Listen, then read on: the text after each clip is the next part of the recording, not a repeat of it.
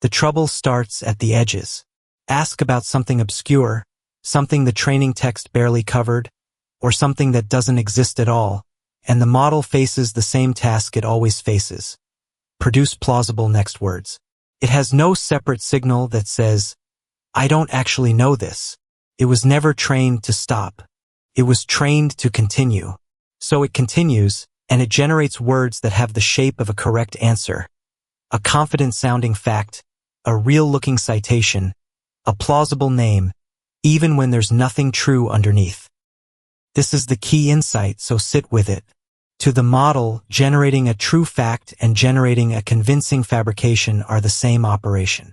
Both are just plausible sequences of words. There is no internal switch that flips between recalling and inventing. It is always doing the second thing.